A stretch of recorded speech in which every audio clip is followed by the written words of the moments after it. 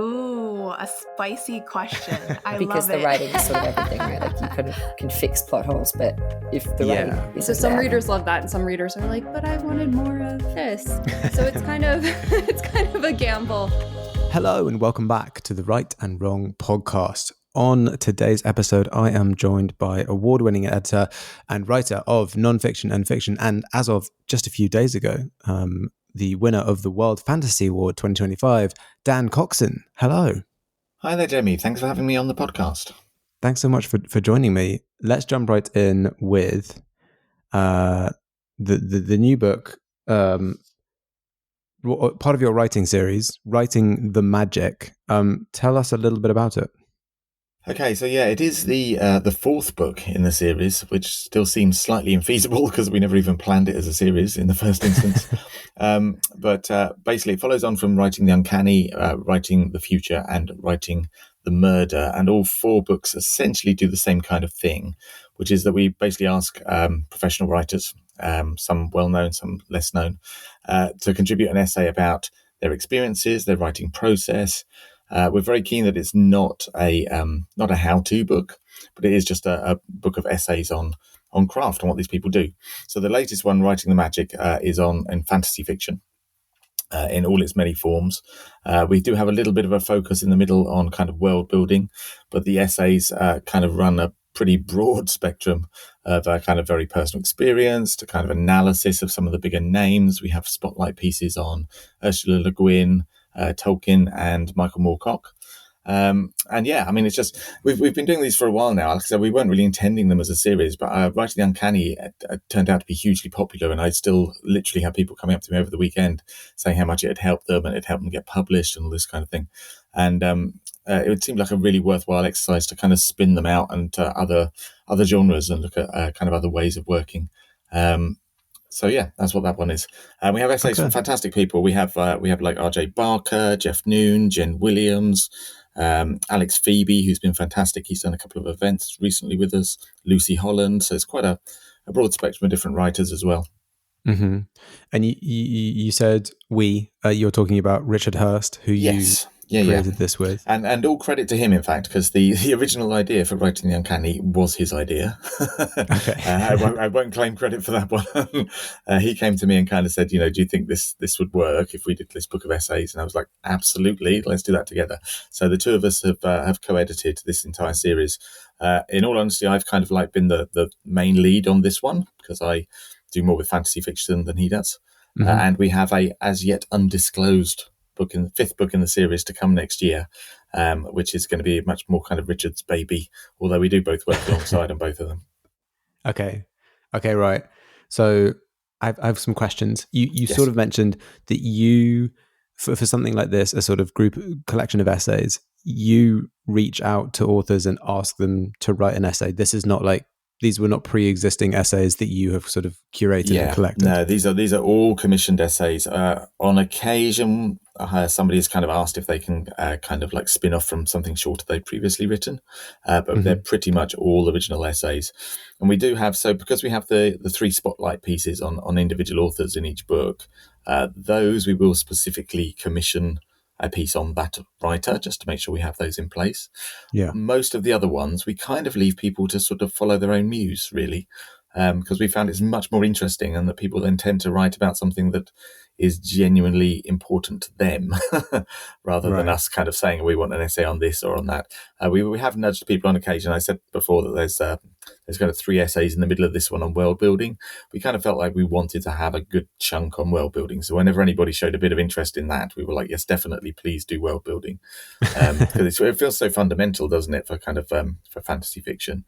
In fact, my 10-year-old is actually currently writing a fantasy story at school, apparently, he was telling me this morning, and they've literally been talking about world building. So, I feel like it's so fundamental to the genre that we really wanted to give it a big chunk in the middle. But like I said, even with those, we kind of let people go in their own direction. And we found it was very interesting with that one, actually, that the 3 essays don't actually agree with each other. We're quite open to kind of disagreement because it's not a prescriptive how-to book. So yeah, one of the writers takes a slightly different stance to world building to the other 2. Okay. But I think that's all good. Like in the interests of kind of open discussion, and very much also that people come to these books and hopefully take something out of them that works for them. There is no wrong or right answer when it comes to writing. It's what works for you. Yeah.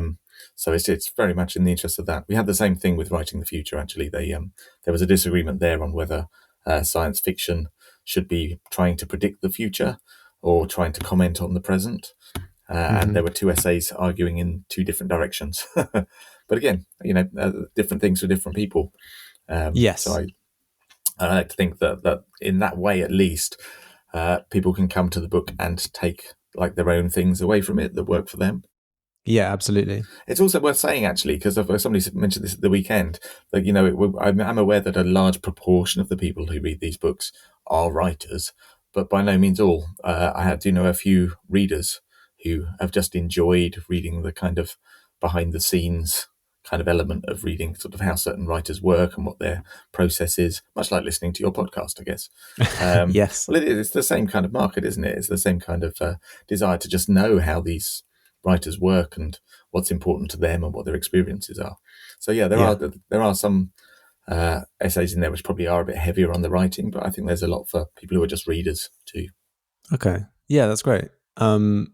It's funny to think some styles are I would say there's probably not an objectively correct style. It's more like what you want to do. The thing that makes me think of, especially in fantasy, and as someone who's read a lot about writing and creating fantasy and watched all of Brandon Sanderson's lectures, is the soft magic system and the hard magic system and the sort of everything in between.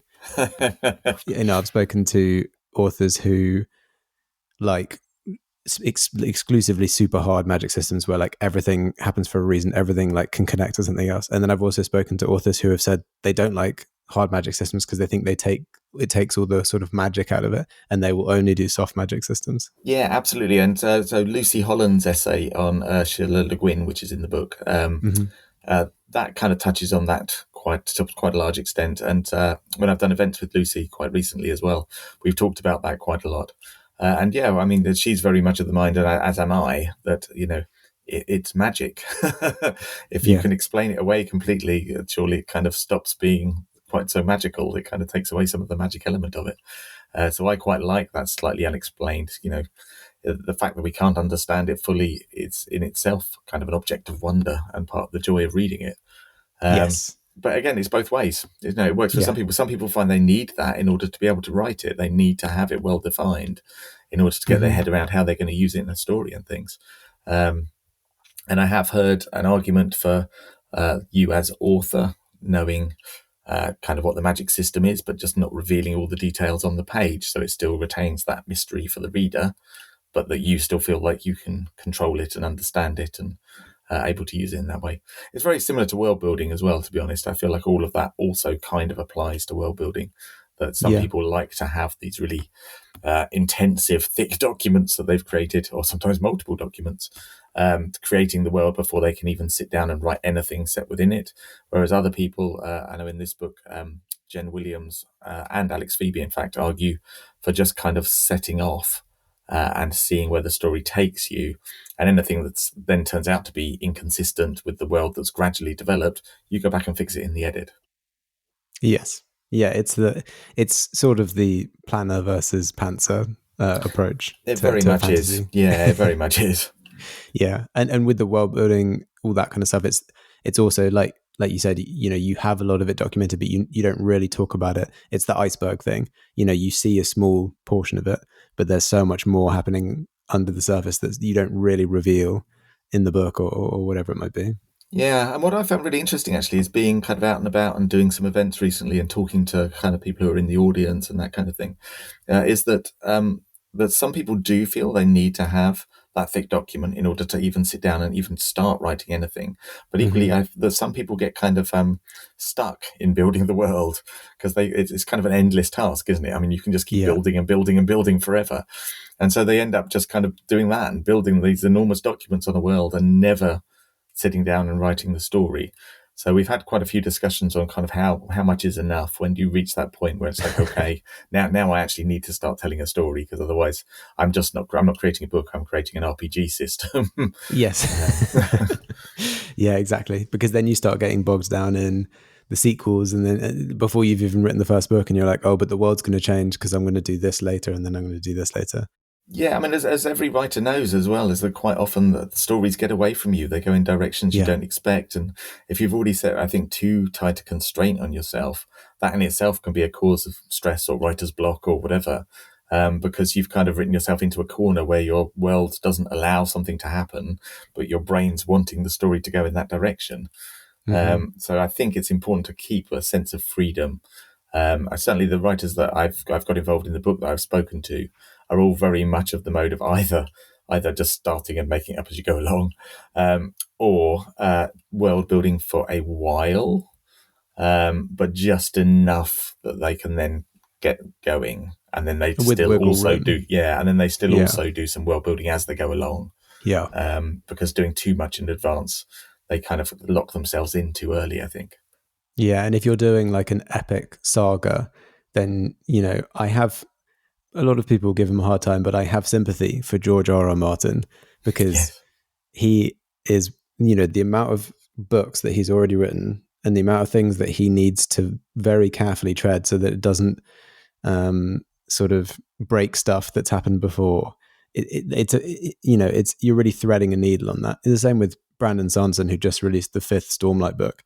There's over 2 million words in his Stormlight series, and he has to have all of that in mind when he writes the 6th one, which is not going to be for a while. And the problem is as well, it's also visible that if you were to make any tiny little inconsistency, people would jump on it immediately. I can't even begin to imagine how stressful that must be. Yeah, absolutely. Speaking back on the kind of process of putting something to this like this together, you commission. Well, you sort of commission, or you sort of bring people in and suggest that they write essays and let them write what they want to write about. Are all of the essays that you kind of talked about and had people involved with, are they all in the book, or were there more essays and you guys kind of picked the ones that you thought would fit? No, they absolutely all came in. I mean, some of them we pretty much put in just as they came. On other occasions, we've kind of worked together with authors to kind of say, well, look, maybe it's better if it goes in this direction, or maybe it'll fit better with what we've got if it goes in this direction.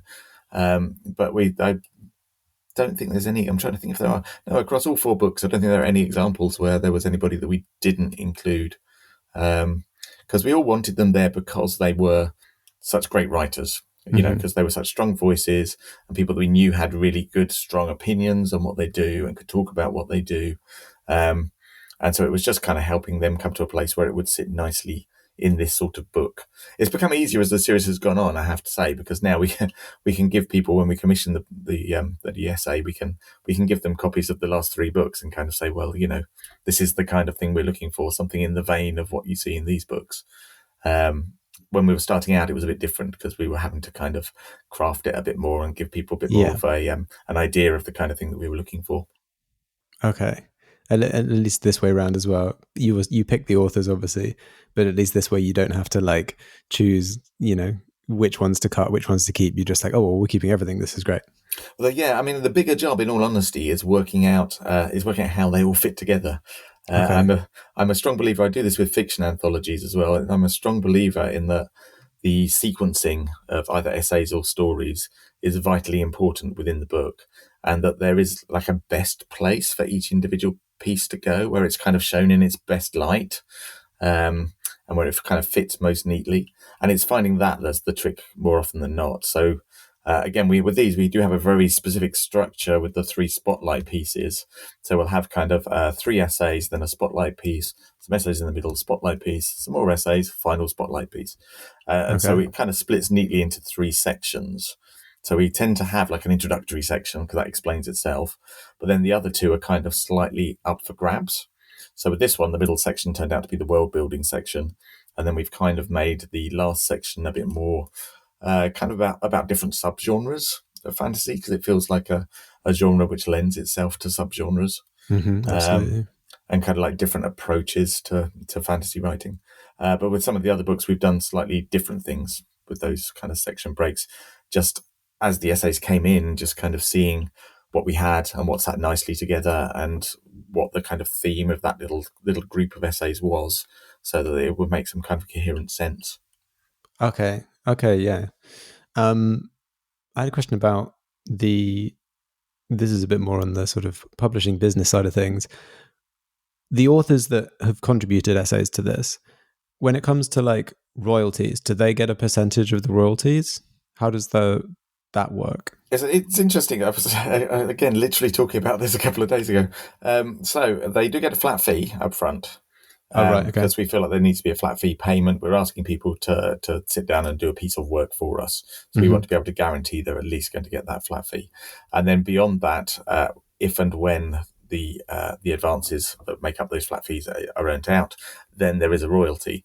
The main reason for that is not so much that we think there are going to be massive royalties, but it's a little bit sneaky. But I have discovered in the past that if you don't receive a royalty and you're not listed on the title page of a book, then you're not eligible for public lending right payments on it. So you don't get PLR payments.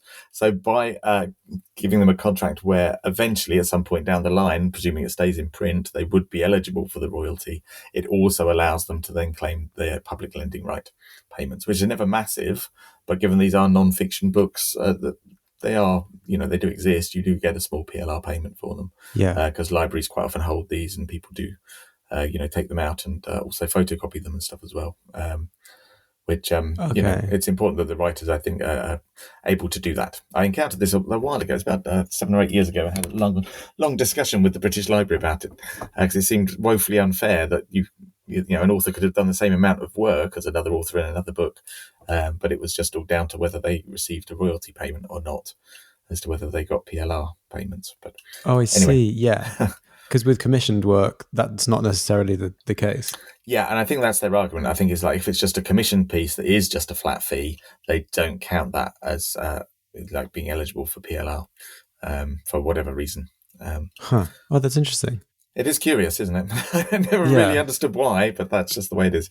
And also, it does mean if these books kind of take off enormously or stick around for a long time, because, they're still selling pretty well, even the first one's selling well, then, eventually at some point down the line, they will enjoy that success and be part of the royalty payment, which I think is important. Yeah, that's great. PLR is never going to be, it's a capped amount, so it's never going to be, a huge amount of money. But, it's nice to know that you are recognized and your work is getting something, getting some, even if it's a small amount. It's just making sure people get their dues as well. I'm well aware that, people put a lot of work into these essays sometimes. And because of the type of book it is, it's not always going to be a massive amount of money that we're able to pay them. But it's making sure that people get their dues and get paid as much as they can, I think is kind of important. Yes, absolutely. And that's great that you kind of worked the contract so that they would have just royalties so that they can tick that box and get the PLR at some point. Yeah. Getting back onto you. Yes. Like you mentioned, you kind of took more of a lead on this one than Richard because science fiction and fantasy is something that you write yourself and you're much more in that genre. When you started getting these essays back from the different authors, different writers, and you start kind of reading through them, seeing what's what, is that quite a fascinating journey for you personally as a writer, as someone who kind of studies and partakes in the craft?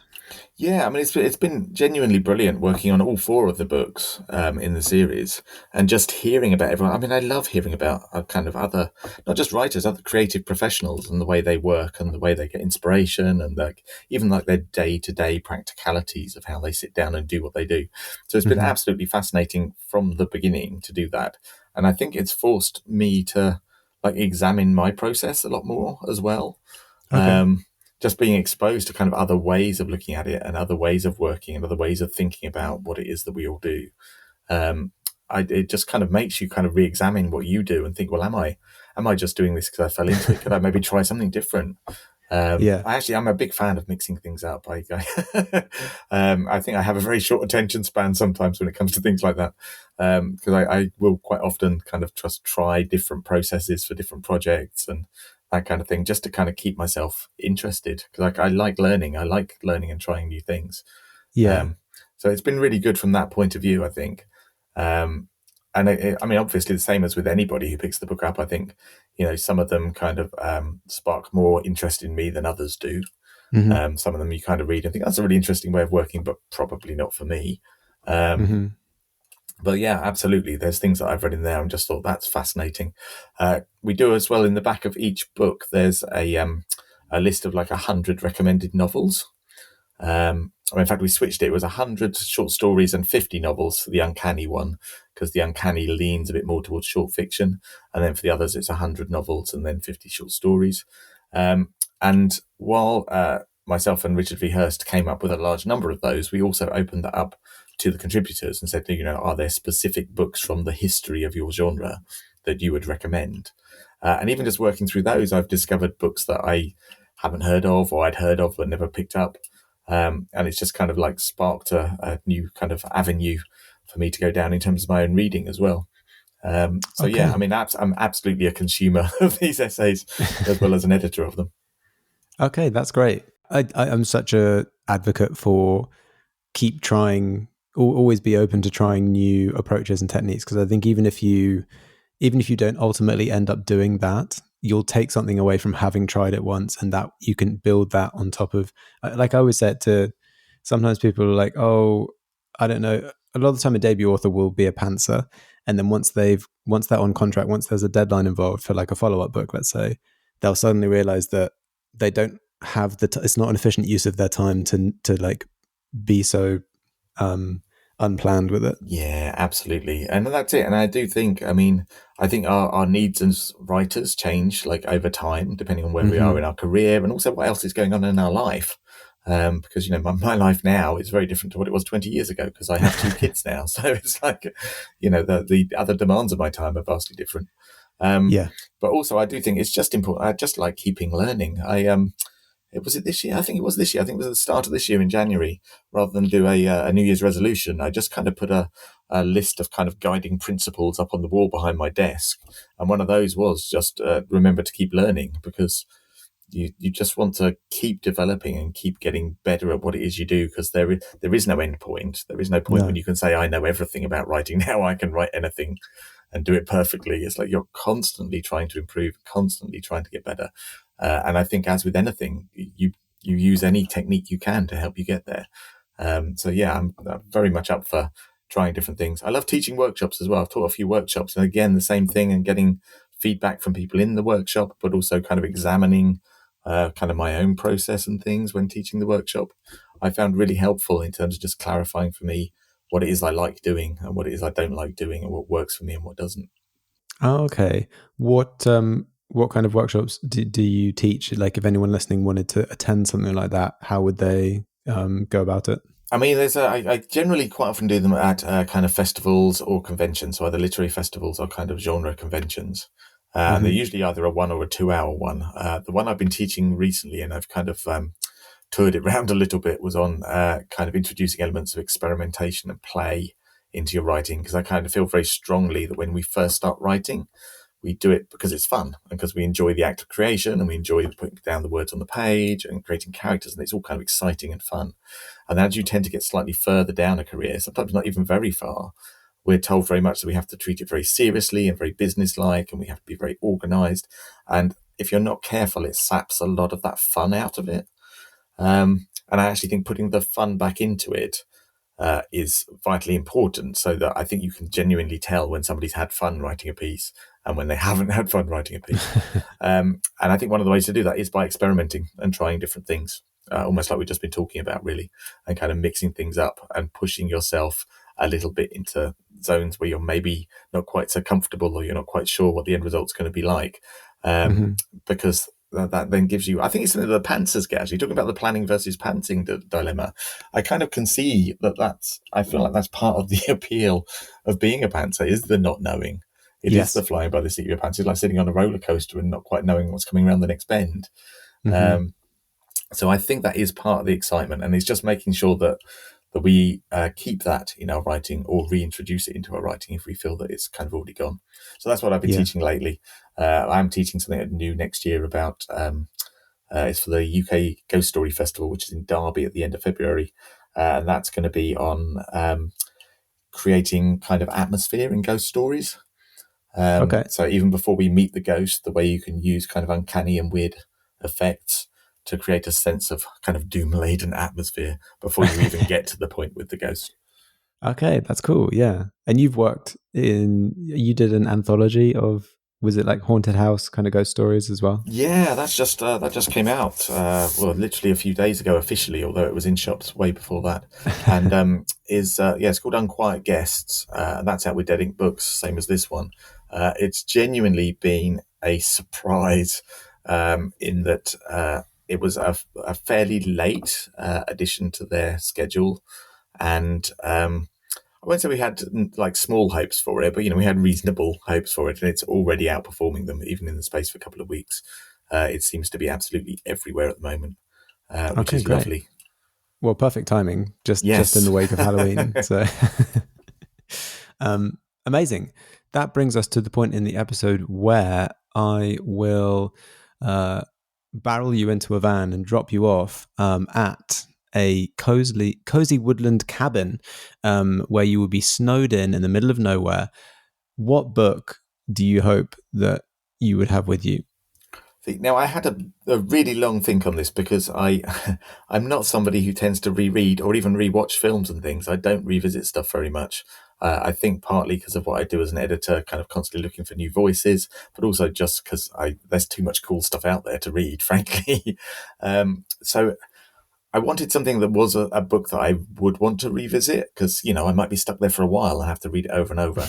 And in the end, I came back to it probably is like a pure comfort read for me, in all honesty, but one that I've not revisited as much as I would like to. And it's The Crow Road by Ian Banks. Okay. Now, I was thinking about it. It actually came out, I'm pretty sure, like about a year before I went to university. And I think we're all kind of quite malleable at that age. It's kind of like a lot of our kind of really formative experiences, and also our kind of formative kind of artistic experiences of films and books and things tend to come from that kind of late teenage period. And for me, it just still is just it's his best book by far. I'm a massive fan of Ian Banks' work, but it does really complex things, but makes them look incredibly simple. Mm-hmm.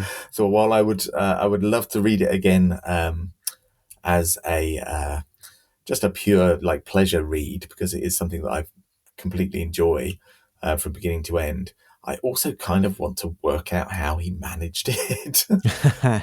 Which again is like my editor hat is on constantly, because even when I'm not editing anthologies, I also work as a proofreader and copy editor. And I'd really like to revisit it and ideally read it several times over. So that would be the perfect situation to do it in. And it is kind of gothic and slightly strange and involved with kind of like family histories and family secrets and all that kind of thing, which I think, again, would be lovely for sitting in an isolated cabin reading that. I could speak myself out properly. But at the same time, I mean, just absolute comfort read for me.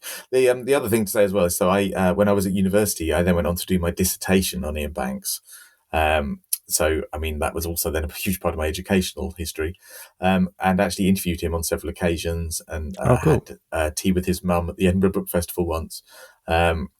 And so just revisiting him and his voice would be wonderful, because I remember very clearly when I found out that he had passed away, and it was the first time that I really, that anybody I knew had kind of very publicly passed away. And it was quite emotional. It was quite an emotional time. So it would be nice to revisit Ian and Ian's voice, but that book in particular, because I think it's an absolute masterwork. Okay, yeah. Sounds like you have it's like a very personal connection to it.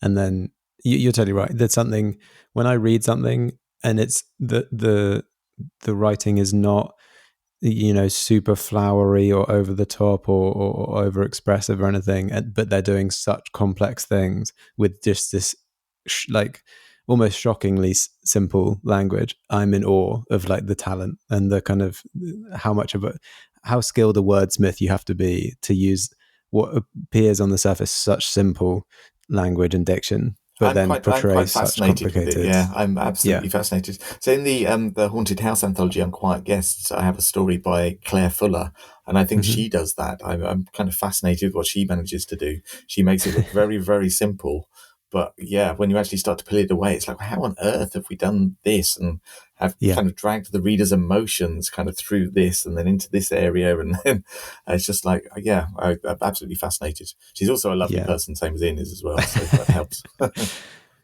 In terms of writing, I feel that way about A Monster Calls, Patrick Ness. And it's like the amount that book does in such a short amount of time with such simplistic writing is just astounding to me. Yeah, it's just wonderful when an author can do it, I think. And some people aren't even aiming for that. Some people are aiming for the more flowery language. Yeah, of course. And the longer sentences and all that kind of impact. But I do have this slight fascination, probably because, again, I read Ian Banks in my very formative years, and this is something that he did very well. But I do have this kind of fascination with that kind of simplicity, but depth, I guess. Yeah, absolutely. Next up, we are going to chat about more sort of publishing industry side of things, about Dan's journey and experiences within the industry, as well as you just mentioned, his proofreading and editing. That will all be in the extended episode, available at patreon.com/right-and-wrong. Whereas actually learning to enjoy sitting at a desk, putting words on a page, has been the thing that has unlocked all of that. Yes. Yeah. It's the cart before the horse and all that. Yeah, exactly. Yeah. That's great advice. And that's a great way to wrap up the episode. So thank you so much, Dan, for coming on the podcast and chatting with me and sharing everything that's been going on with you and talking about your latest book, the Writing the Magic, which is out right now in all the usual places. It's been so interesting chatting with you. Yeah, thanks so much for having me. And for anyone wanting to keep up with what Dan is doing, you can follow him on Instagram at dan.coxon.author, or you can find him on his website, dancoxon.com. So to support this podcast, follow and subscribe, join the Patreon for ad-free extended episodes, and check out my other podcast, The Chosen Ones and Other Tropes. Thanks again, Dan, and thanks to everyone listening. We will catch you on the next episode.